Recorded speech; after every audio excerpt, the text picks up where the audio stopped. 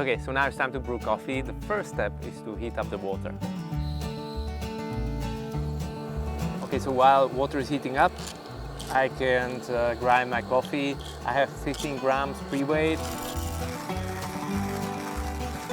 It's time to prepare the AeroPress. Our AeroPress go. I will not be using any timer here. I will just go by intuition, by look. And I think coffee might be ready to be pressed through. So